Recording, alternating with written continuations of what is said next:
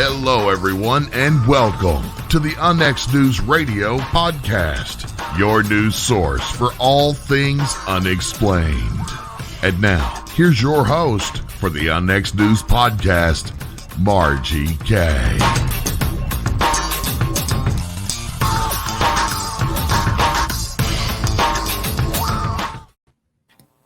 Good evening and welcome to the Unnext News Radio podcast. I'm your host, Margie K. And we talk about all things unexplained here. And this evening, excuse me, I have a very good friend of mine and an excellent source for all things paranormal and unexplained and UFOs. Teri Lynge serves on the MUFON board of directors and as director of memberships. She's a MUFON Star Team member, an author, a speaker, a demonologist, a reverend, and paranormal investigator.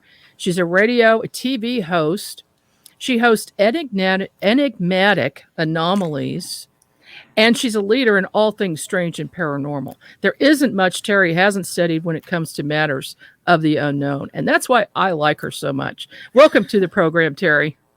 Well, thank you so much for having me. It's really my pleasure to be here with you, Margie. Well, thank you so much for taking time out of your very busy schedule. I'd like to start off for people who don't know anything about you. Let's ask the question, how did you get interested in the paranormal? Well, I didn't get as interested in the paranormal as you might think. The paranormal kind of got interested in me. I was a very young child, very young. 5 years old was the first real memory I had of something so bizarre happening to me. I actually was playing outside with my brother and some of his baseball friends and a couple girls in the neighborhood. And I kept hearing somebody calling my name. And I thought it was my dad. And I'm looking up at the house and he wasn't at the door or anything like that. And I kept hearing it. It was like 3 times, very specific, calling my name. And it was a male voice. So, of course, it's my dad. Who else could it be, right? You're 5. And I was in the front yard and they all decided to run off and play at the Beckers, which was my neighbors. And I stood there because I was just so dumbfounded. Where's Daddy? I keep hearing this. And I looked up in the sky and there was a man standing there.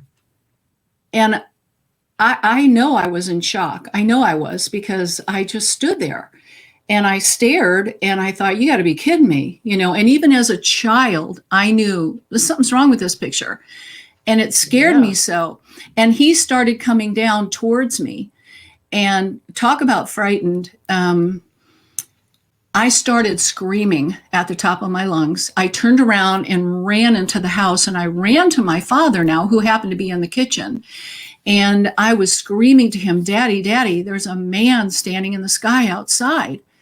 And my dad looked at me and he goes, okay, Teresa, just go and get ready for dinner, honey. I'm sure there's somebody standing in the sky. And I was pulling him to the door to show him. And he wrote it off like, Yeah. That's hard. That's a hard reaction. Yeah. Especially when something really happens and the parent doesn't listen. Yeah, not at all. I mean, it was like it was a joke. So other things would happen in the middle of the night. I'd get up and I would see things and I would think, okay, I probably didn't see that. I was little, so I wasn't trying to reason anything. I was just trying to get up and maybe go potty in the middle of the night, but I would see things and I would think, okay, and it wasn't until I was about 11, I was walking home from school one day and I heard a voice and he was talking to me right out loud. And I was looking around to see, who's talking? Where is that voice coming from? And I kept hearing this one voice, and this went through my entire childhood. And by the time I was 16, things started getting very strange. I don't know if it was because my mother wouldn't listen to me. I think I scared her. I really, my parents came from a Catholic background and they just didn't know how to handle me. And the other kids really weren't talking about anything like this. It was really me. And so that's why I say the paranormal kind of find me. I wasn't looking for it. And then it followed me, for the rest of my life. I've had some very bizarre, frighteningly strange things that changed my life about my views, because I was pretty much taught, like my parents were teaching the rest of the siblings, good, godly kids going to church, and all that. And boy, I was seeing things that they weren't teaching at church. They weren't talking about it at school, So, And so the other kids weren't seeing the same things that you were. Well, if they were, they weren't talking about them. Right. And I don't know. Yeah. I'm a little Gemini. So they say, we're the little communicators of the planet and we're always talking. And so I guess that's probably true. I was always trying to tell somebody what was happening, but nobody was listening. So, I can totally relate to that. I had same sort of thing with my childhood. But I want to ask you one thing. You said you heard that same voice over and over again. Have you heard that voice for the rest of your life, and did you ever identify who it was? Yes, there was very clearly, I knew through different experiences I was having that it was definitely God speaking to me. And other times it was like an extraterrestrial came to me. And I do believe, I know this sounds bizarre, but I happen to believe that God is well aware of the extraterrestrials. I happen to believe he created them just like he did the angels and me and you and the dogs and the fish and the horses, the whole 9 yards. And so I was hearing different things and I thought, well, he's allowing me to experience this. He's allowing this to happen to me because he wants me to see that there's a much bigger picture here on the planet than what we know about. And that's frightening in a lot of ways because it's better when you're younger not to even pay attention to this stuff, until you get older. But unfortunately, I was kind of forced at a young age to have both sides happening. So I do think it was the Lord speaking to me many times. And the reason I say that is because many times it was a voice of reason and he instructed me and protected me from things and very specific situations that I recall. And I wrote about them in TeriLynge.com because so many different things happened. And I didn't want to forget them as I aged, because they say you'll start forgetting things as you get older. And I'm like, well, okay, I better start writing these things down. Well, but people forget things at all ages. So yeah, it's a good thing to write it down. Now, speaking of writing things down, you have a book that you wrote called Alien Healing. What is that about? Well, that was a experience that I had one night. Again, I heard someone call my name. I was sound asleep and I rolled over, and to my surprise, there was a 4-foot extraterrestrial that was actually a very reptilian-like. He wasn't like a gray or the tall whites that I had seen. He had a longer snout, and his eyes were really big, and there was big round circles around him, and they were reddish with like a black around that. And he was speaking to me through his eyes. There was no, verbal through the mouth kind of thing happening, and he told me to be still. And of course, this is a long story, but the caboose on this train is that I was healed from something that had happened to me in 2000, a surgery I had had at Tampa General that went very bad. And I was in pain for years, 12 years. And all of a sudden here this night is this extraterrestrial at my bedside. And he has this wand that was very bizarre. It was straight with 2 prongs, so kind of like a Y, with a long stem, and very biological. And he inserted that into me, and there was a part that was wrapped real tightly, like you would see in a fern or something in, flowers and that kind of thing. And they were moving. These 2 parts of the Y were moving of their own accord on this wand. Oh, and my. he was holding it. And I'm sorry, what did you say? I'm just shocked. at hearing this. This seemed to be a living thing. It was definitely moving on its own, independent of him. He was simply holding it. And he had a claw-like hand. He definitely had like a thicker nail like you'd see on maybe a bigger dog. It was like that on the ends of his fingers. I only saw 3 things because that's just from my perspective of looking at him while he was there. And he said only this, be still. And again, he used his eyes. He didn't have a mouth that I saw. No ears, no nostril, nothing like that. Very bizarre. He was colorful, very different from anything I had ever heard anybody else share about. And I had limited, probably very limited testimonials at the time through people with MUFON, because I only came into MUFON in 2010, and this was 2012. So I hadn't heard that much, but or experience that much about that, that kind of thing. So it was really mind-blowing, actually. And when he inserted this, that little thing went zip, zip, zip, zip, zip, zip, zip, real fast around this area in my lower right abdomen. And it was squeezing tight. And then I was feeling like a humming sensation coming from it. And it was getting warmer, and tighter, tighter, tighter. And I just closed my eyes like, oh my God, this thing's going to blow. It's going to burst inside of me. It's going to be a bloodbath. What the heck? I didn't know what to think. I just was like, what the heck? And so I closed my eyes real tight. And then after a while, in my fear and closing my eyes real tight, I didn't feel much. It was like it was loosening or something. And I opened my eyes and he was gone.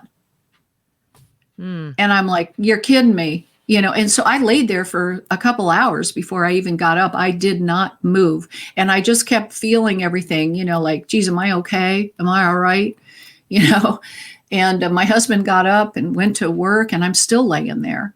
But what's really wonderful is because I was connected to MUFON, and thank God I was, because MUFON is such a source of needed information when you're in a place where you can't identify what's happening to you. And I called Denise Stoner, who is a friend of mine, wonderful, wonderful person with the ERT, and Kathy Martin. Yes. Good friends of mine, lived close because I was in Florida at the time. And one of them said, why don't you get a DNA, not a DNA. She said, why don't you get a swab and take a swab of, internally in case there's any DNA and put it in a Ziploc bag. And I said, okay. So I did that. And then I threw it in the freezer, and it sat in the freezer for 7 years until another really amazing MUFON person, Debbie Ziegelmeyer, who I adore. She's just amazing. She is. She's our state director for Missouri, and she's on the board of directors with you.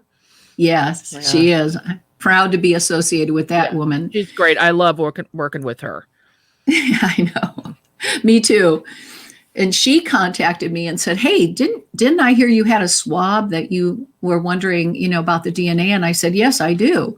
And so she said, well, if you'll send it to this lab, I think we can finally find out what's going on there. And I did. And the rest of the story is the person in the lab, Lynn Mann, who is another amazing MUFON person. Yes. And again, part of Missouri MUFON. Yeah, we have a lot going on in this state. You do? Why am I not in Missouri? I don't know. You need to move to Missouri. we have all the best investigators here. But no, you have some really amazing ones. There's plenty of good ones. But Lynn is great. We're so lucky to have the lab and have her running that, and they've done so much. But please tell us what the results are.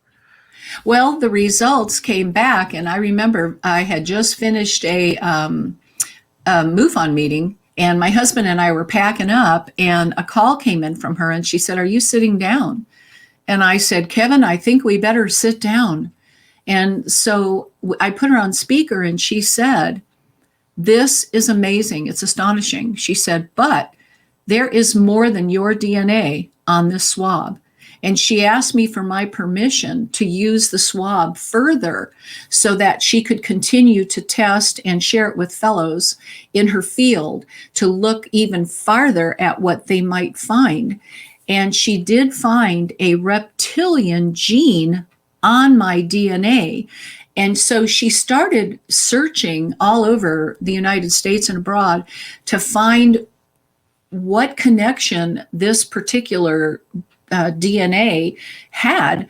And she found a lizard that was in South America that has the similar DNA. And that shocked me. I've never been to South America in my life, and I've never had lizards in my house in my life, So I'm like, well, okay, obviously this is from this, and I'm baffled.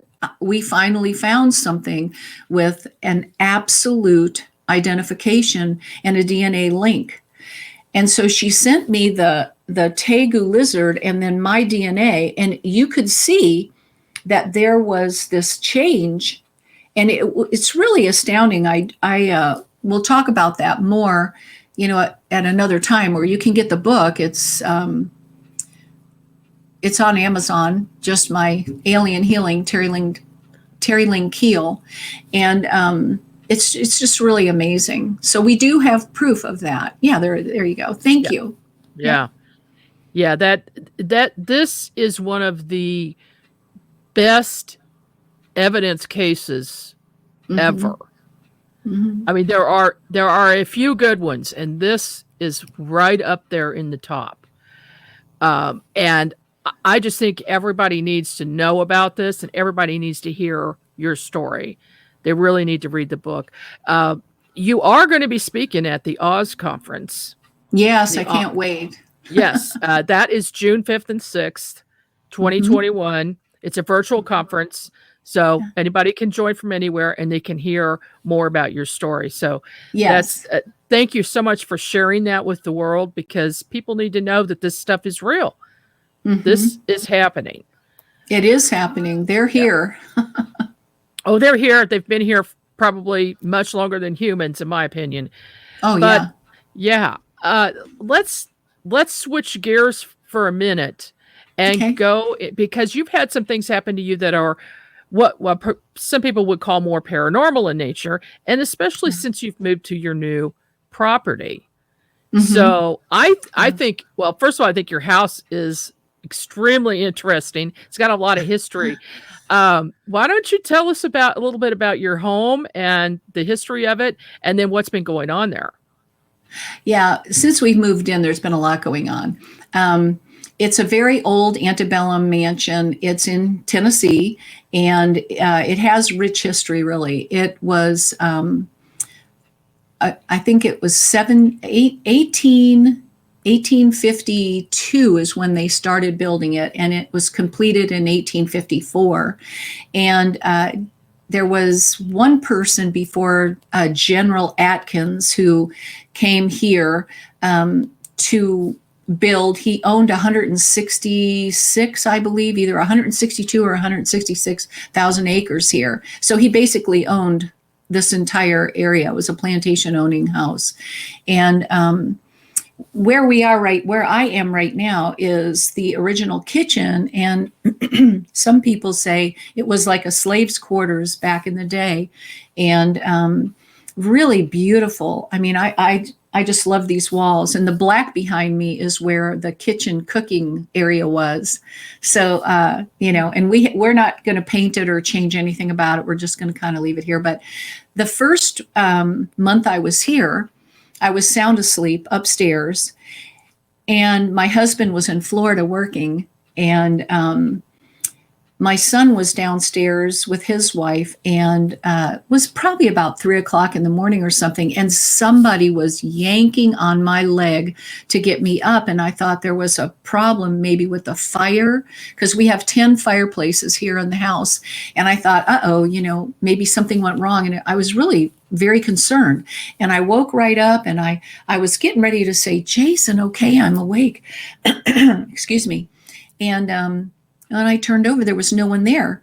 and he had just put my leg down, and there was nobody there. And I sat there for a minute, and I thought, oh my goodness, I thought that was my son trying to wake me up, and there is not a soul in this room. And I thought, okay, so we have issues. And I quickly rebuked it. I am a demonologist, and I quickly rebuked it and bound it and cast it out. And I went back to sleep.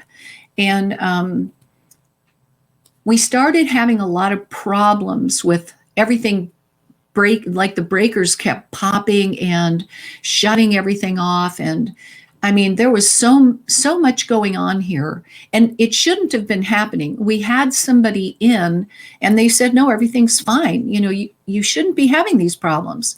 And yet we were. And what recently happened was Jason and Nikki were in bed, and they were getting ready to go sleep, and some big black thing was in the corner. And Nikki said, Jay, look at that. And it kept getting bigger and bigger. And he was like, oh my God. He said, that thing's getting bigger.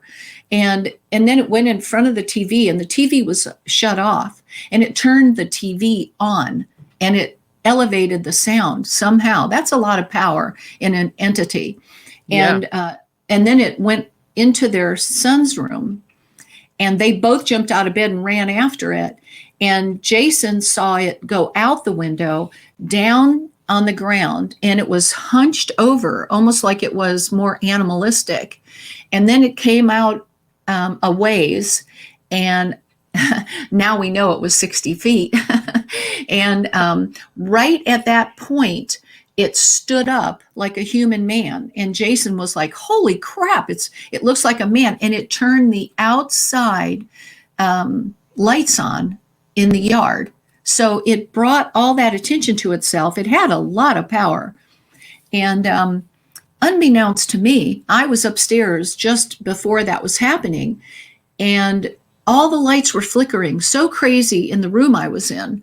I thought maybe we were having a problem again, and I went over to tighten it, tighten the light, thinking maybe it was loose or something. And it was very tight.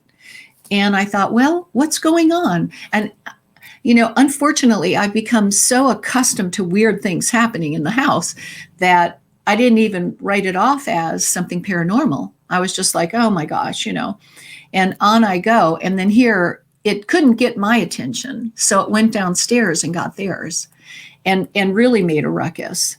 So the lights, though, were changing in the room I was in, but also in the bedroom.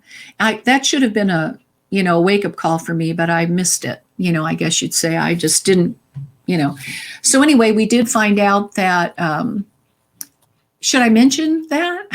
Yeah, that's fine. Yeah, we talked about this, and I remote viewed it, and told you some things. But have you had time to investigate what I suggested yet?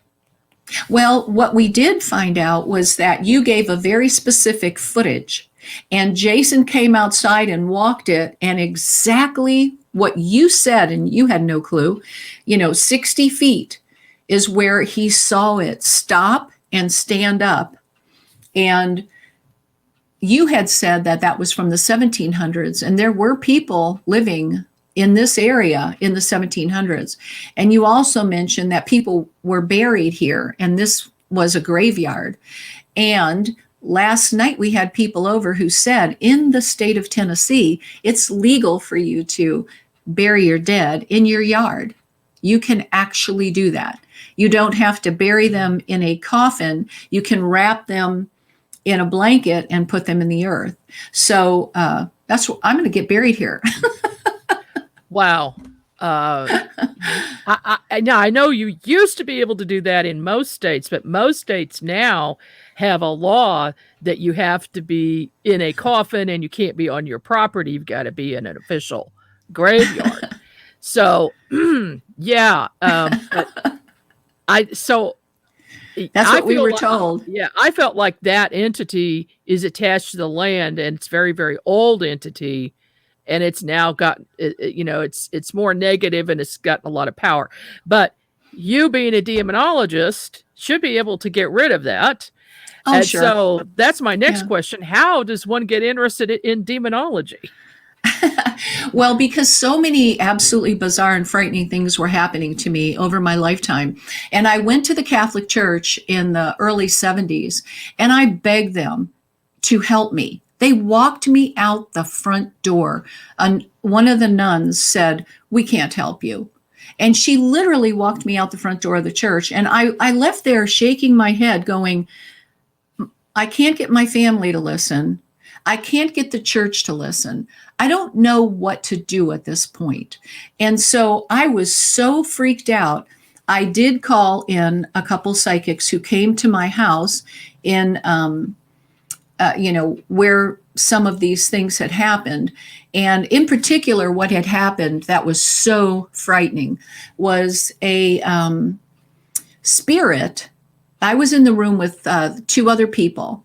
And we were sitting in the three chairs. I was facing this way, and they were facing kind of towards me. And I was looking kind of into a kitchen area. And on the floor, I saw some smoke. And I thought, what? Is that a candle burning? It was not my apartment. It was someone else's apartment. And I thought it was a candle burning. And they also saw it. And they kind of looked over towards it. And we were all just, I think we were a little bit in shock, perhaps, because I was very young and so were they.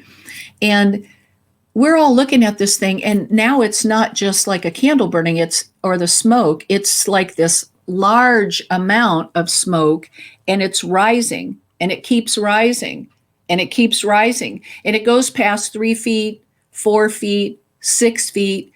And now this face comes right out of the top. And the face was like nothing you could even imagine.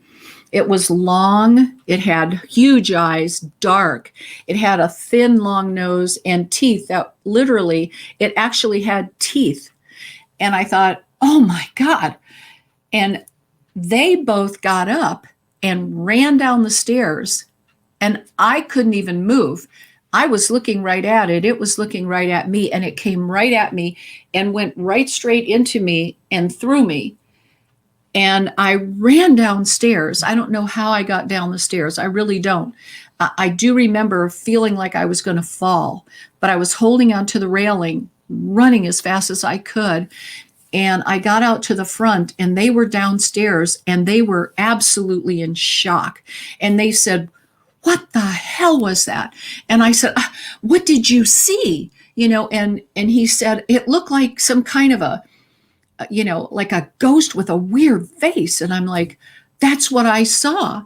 And they both were like, "We're getting the hell out of here." And I'm like, wait, what about me? And I thought, okay, get in your car and drive away.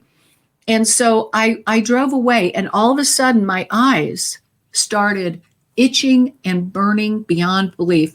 And it was like I had a terrible allergy come on me in my eyes, and I could not stop itching them.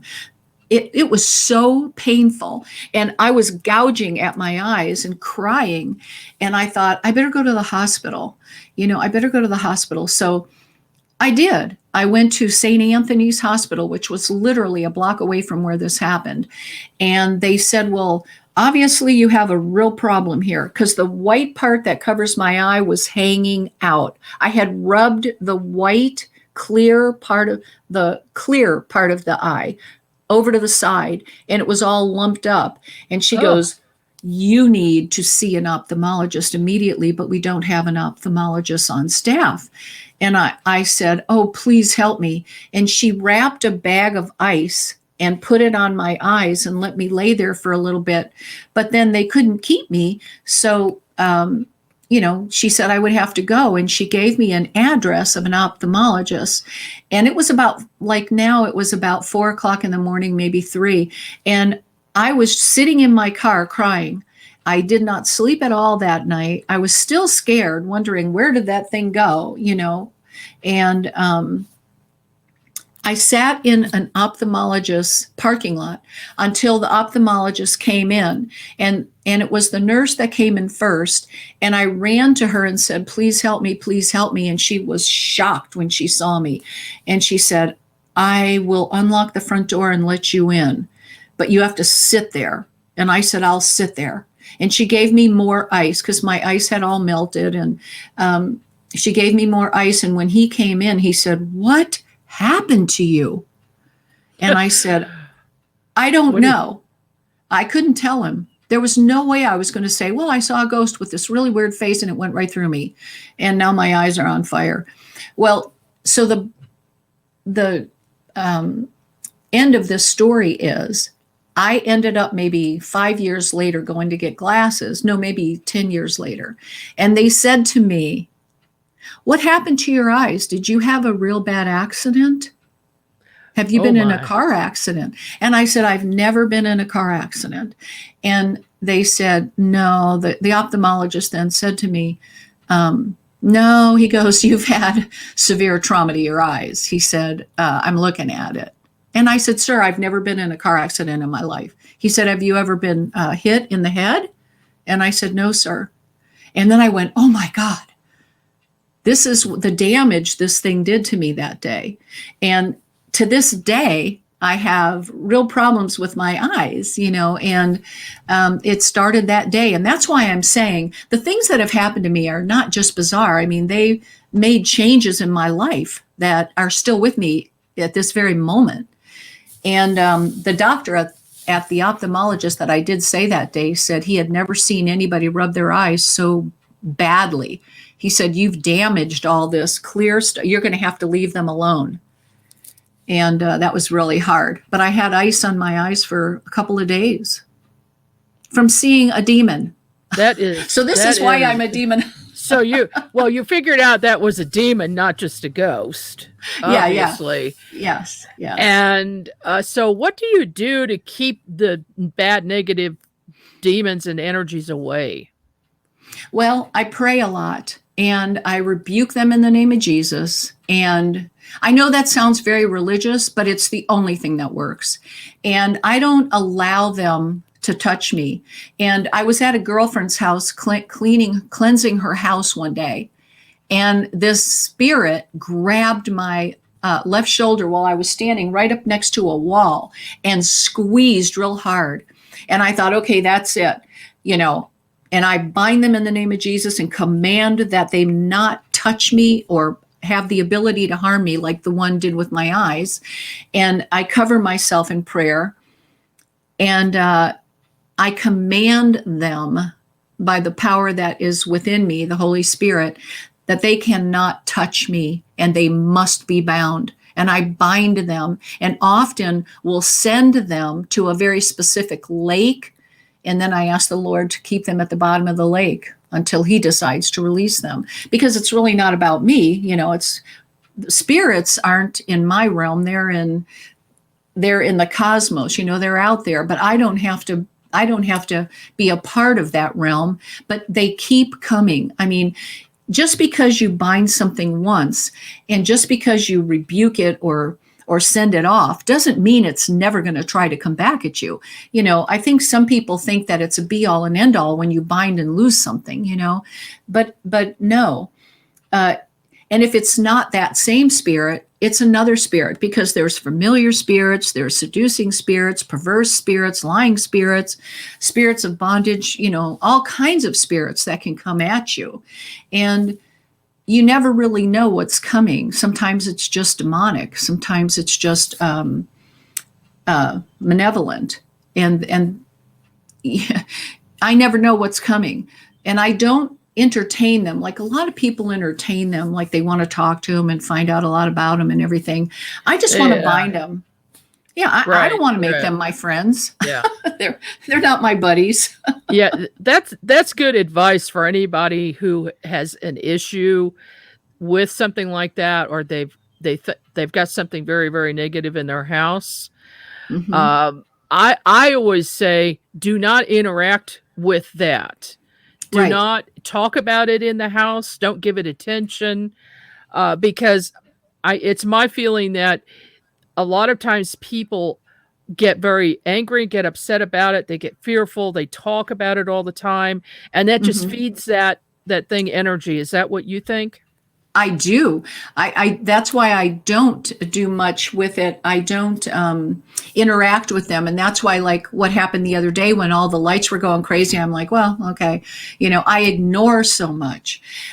Many times, even just recently, I was in bed the other night and I could smell cigarettes. And a friend of mine is very ill and dying, and I woke up. It woke me out of a complete sleep, the smell of these cigarettes in my bedroom. And I got up and I walked around the house and I thought, oh my gosh, this is my friend. And he has left his body. He is here in the house. And then oddly enough, I was talking with you at another conversation and you brought up his name.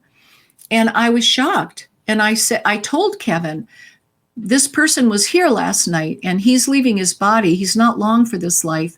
And he visited last night and I could smell him.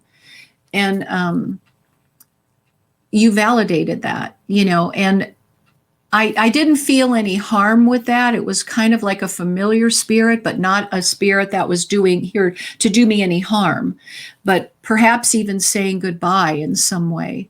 And so, to me, it's, there's all kinds of things that can happen. And then another friend passed away. Of course, you know her, probably a lot of people do, Angelia Shear. She was the state director here in Tennessee, and I dearly loved her and really respected her. And she came to me, and I saw these rose petals all over the floor. And another friend of mine called and said, this was her showing you love and attention and reverence for all that you did with her and for her.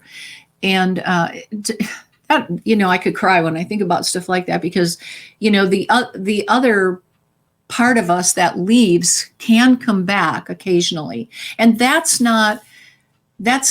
nothing wrong with that. That's not wicked. That's not weird. That's just, we are an energy, we're spiritual beings on a human journey living here on the planet in what the Bible calls the land of the living, and they pass, but that love is a connection that we all have with each other. So there are some things that are okay, but most of it isn't. And sometimes certain seducing spirits or manipulative spirits can trick you into thinking it's a friend or a relative or a parent. And it isn't. So even the Bible says you have to test every spirit to see where it's coming from. You can't just readily accept them all. Am I going off on a, No. I think that's important for people to know because there are some very sneaky spirits who will pretend like there's something else. And one of the things that they commonly do is pretend like they're a child. Yes. And then start with the child or the youngest child in the house, getting friendly with them so that they allow them. They say, oh, this is a friend, and then it turns out to not be. Right. So in your work as a demonologist and doing things for other people and going into their homes, have you ever run across something that was very difficult to get rid of? Yes. In Newport Richey, Florida, Kevin and I were called to a home where a baby was being traumatized in the evening. And the parents had a video camera shooting down at the bed. And the child would not be able to go to sleep, but it would stand at the crib and say, no, ugly. No, go away, and it would get out as much as it could because limited speaking, of course, it was a baby, and it would throw its bottle at it and everything, but it was focused on something in the room. And then while the parents were in the living room watching this in shock and fear, one of the knives on their counter shot off and hit the floor. And so they called us and said, oh, okay, we can't deal with this. You got to get over here. So we set up a bunch of cameras, and we had 12 cameras in the house, and we were picking that up. But I clearly saw a tall figure in the room with the child, and it was in the corner, and it would move out like 2 feet and then back and then out and 2 feet and then back. And it kept taunting this child. And that's why that kid just kept doing this. And we prayed, we bound it, and we did everything we could. And then we left, and they called us back again. And I said, "You're still having this problem?" And they said, "Yes, but now we're wondering, my mother-in-law, who lives here in another part of the house, is like a spiritist, and she uses the Ouija board, and she does all this stuff. She goes for readings and all this." And I thought, oh, well, okay, that's an open door policy. You're bringing in negative spirits, and I can't help you. I can only deliver you from your enemies. I can't deliver you from your friends. And if the mother who is watching the child all day long is with this child all day long while the parents are working, and then she leaves, and goes home to her part of the house, and then they come home and the child is having all this, I can't be successful because she lives on that property and she's calling all this in. So that's the only time I was not able to help this couple. And they were besides themselves. So they were going to ask her to move out of the house. But we ended up moving from Newport Richey at that time to the other side of the state in Lakeland. And they still called us frequently. But with the mother still involved, or the grandmother, actually, it was the grandmother still involved, there was really not much I could do, Right. Yeah, if she's keeps continuing to do that. There are a lot of people. Now, I don't personally think that Ouija boards or spirit boards are a bad thing, as long as you know what you're doing and know how to protect yourself before you use it.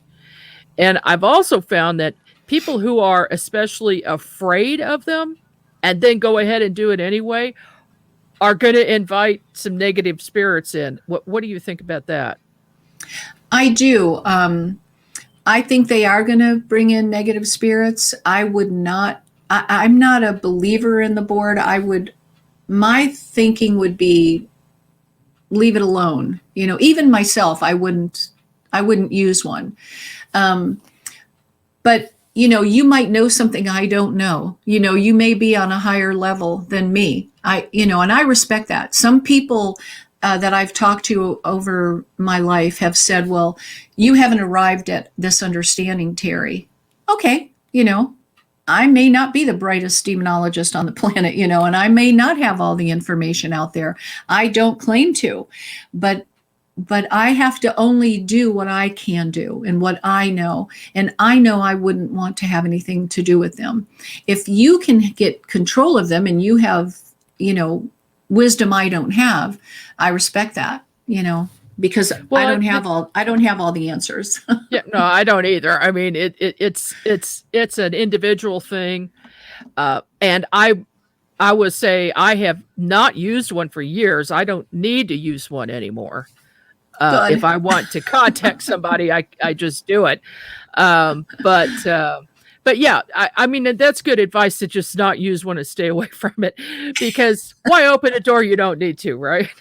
Yes. There are different ways of opening portals and connecting with things that are interdimensional.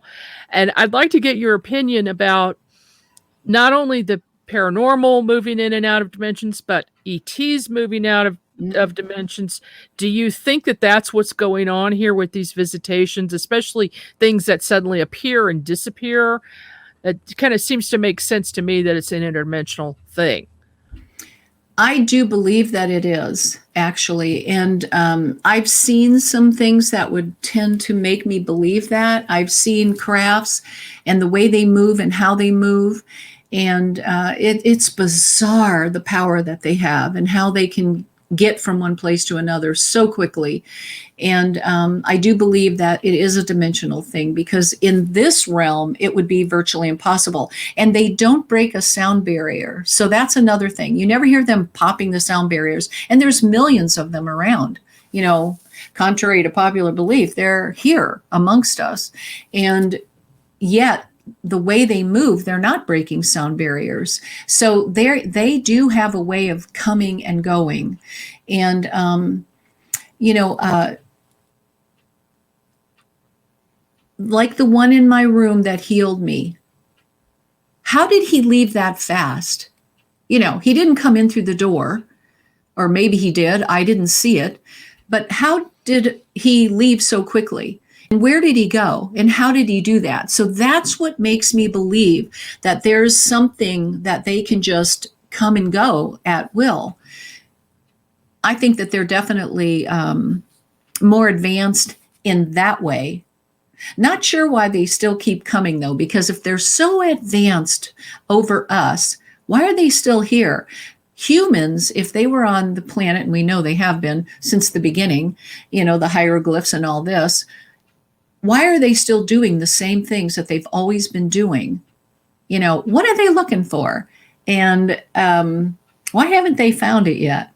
If I'm only living, so many years in the 60s, I figured out a lot of stuff in the time I've been alive. If they've been here for centuries and generations upon generations, what the heck can't they figure out yet? So how bright are they really? I know that sounds kind of bizarre. That is one way of looking at it, and who knows if we're ever going to have the answers. A lot of us get involved in, say, groups like MUFON because we want answers, and I assume that that's why you joined as well. Oh, yeah. And, I would say we're getting more, and things that are coming out with, the government is letting information out, the Navy, the videos of the fast movers, and we've got a bunch more information coming out in June from the government, which is going to be exciting. I mean, we're all of us in ufology are on pins and needles about what that's going to be about. Yeah. But truly, are we ever going to have a full understanding of this? Because their technology obviously is so far advanced to ours. Is it something we can understand? Is the question. Yeah, I think we can. Not all minds, but there are minds, that can understand, I believe.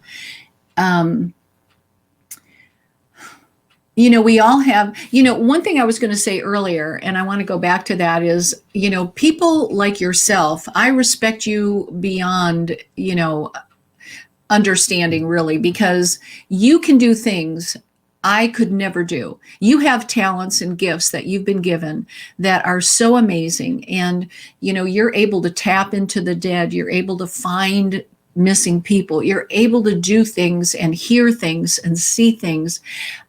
I don't have the ability like you do to make a call, on something.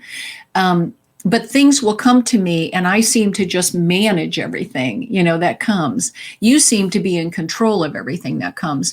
And, we're all so very different. And each one of us has different talents and gifts that we're given to be able to interact with all these different levels and dimensions on this planet. And I do think some people here are brilliant enough to understand what is happening. I may not be that person, but I certainly am trying, and I never stop questioning. I'm always asking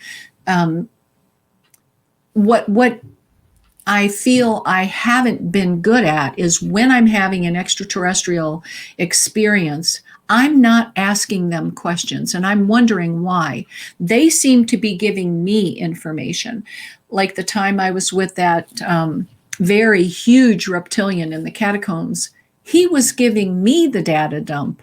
I wasn't asking questions. I was scared out of my wits. I was so frightened I had to clench down on my teeth because my teeth were chattering so bad in fear. I was biting my tongue and my whole body was just shaking like this. And I mean, I was in more fear than I've ever been in my life. I'd never known fear to that level. And I've seen things that have frightened me, full-bodied apparitions of people who were still alive that were in my room, and I'm seeing a full-bodied apparition. So obviously that was a very evil, manipulative spirit that had come for its own reasoning, and I was subject to that. And then I've seen other full-bodied apparitions of spirits when they've been dead.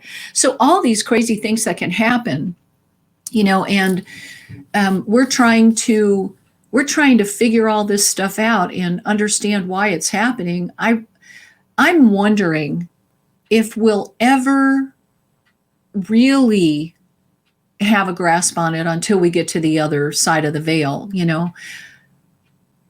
unless they tell us. Now, that extraterrestrial in the catacombs did say to me that he gave me a data dump that when I needed it, I would have the knowledge of what to do and what to say.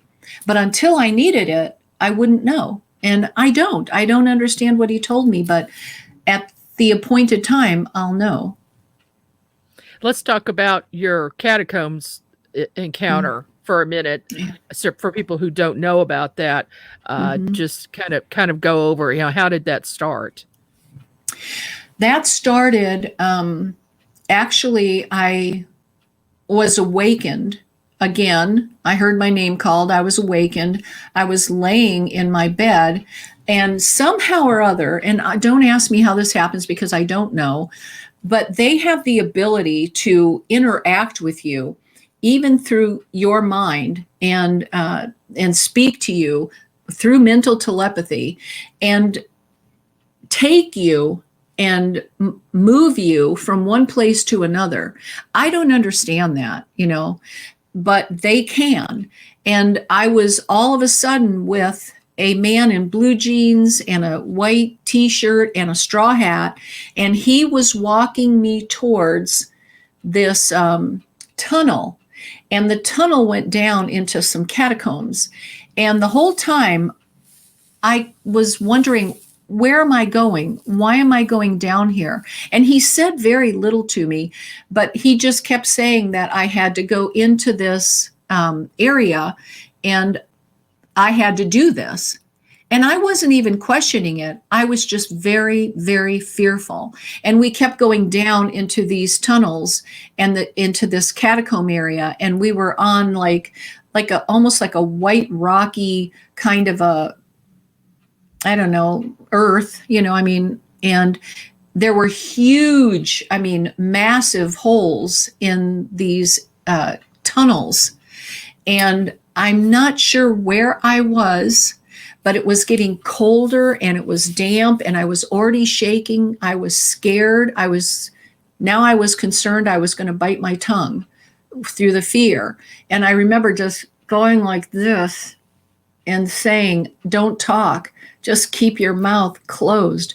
Because I could hear my teeth whacking, each other, and my bones were just shaking. And I felt like I was going to throw up. And as we got down, there was a big gate in front of a big, huge hole in the side of this. Well, it was like a catacomb. It was like inside a mountainous area. And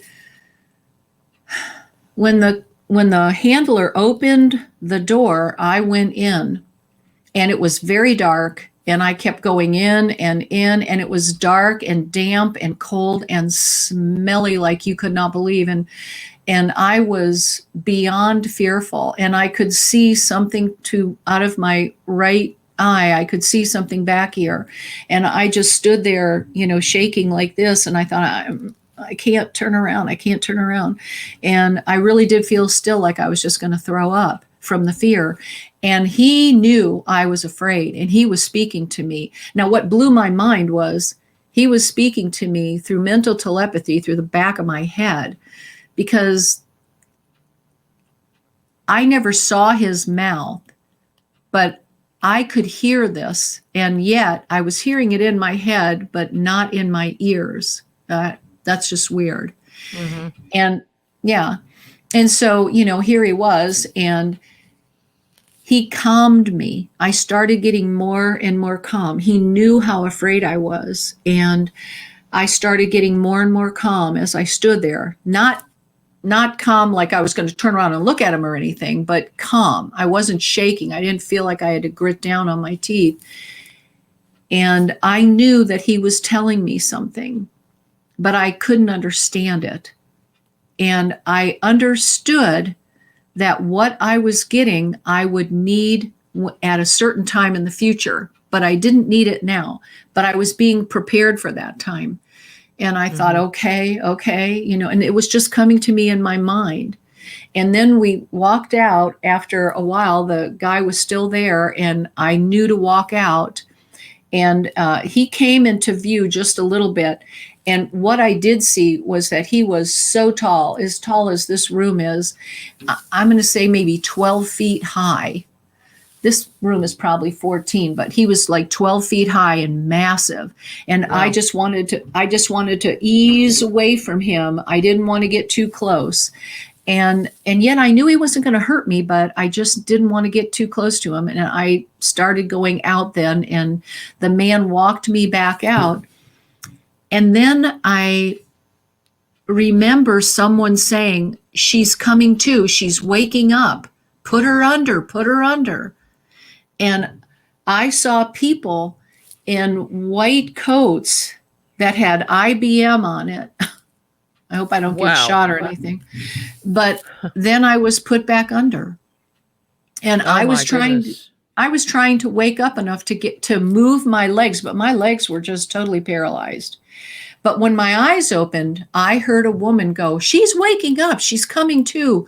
She's waking up. She's waking up." And then down I went again. And I couldn't get my legs to move, but I felt like I was running, like I wanted to try to run, but there was no running. And the next thing I know, I'm in my bedroom. Wow. And I just sat there at the edge of my bed, just shaking my head going, what the hell is going on in this life that this kind of thing could happen? How can this be? How can these things happen to us? What's going on for real? How many lies have I believed, or how many lies have been told to me that I don't even understand reality anymore, And I'm not a conspiracy theorist, I'm just talking about what I've lived through, what has personally happened to me, and how I'm trying to deal with it. I hear other people saying, "Oh, that's conspiracies," and blah, blah, blah. And I'm like, baloney, buddy. I was there, but it's conspiracy fact. Yeah, it's conspiracy it's not fact. a theory, because there is something real happening, and lots and thousands of people are having the same sorts of experiences that you described. Exactly. Yeah. Teri, I can't believe that an hour has gone by, but it has. And I could talk to you forever, but I'd like for you to mention a little bit about your show that you're doing, Enigmatic Anomalies. What is that about?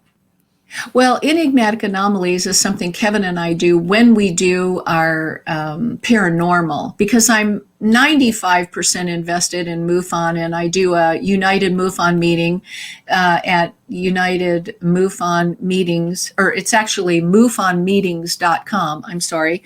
And we do that once a month. And then I do a Paris MUFON meeting, and that's all with just MUFON, just UFOs and that sort of thing. And then we do Enigmatic Anomalies for other things that have happened to us that we can talk about, kind of like what you're doing here. And you can discuss all these different realms and things that can happen to us. Mm-hmm. So I keep them separated. So that's what Enigmatic Anomalies is. Okay. Great. And people can get your book at Amazon. It's called Alien Healing. Yes. And so keep in touch. Let's keep talking. I love talking to you every time you have something very interesting to say, and a little more detail here and there. Who knows? One of these days we might figure all this stuff out. I know. Well, if you find out first, you let me know, and I'll do the same. Okay, that sounds good. Well, thanks so much for being on the show, Teri. We'll see you soon. And to my listeners, hope you stay tuned for my next shows coming up. Thanks for tuning in. Thank you for having me.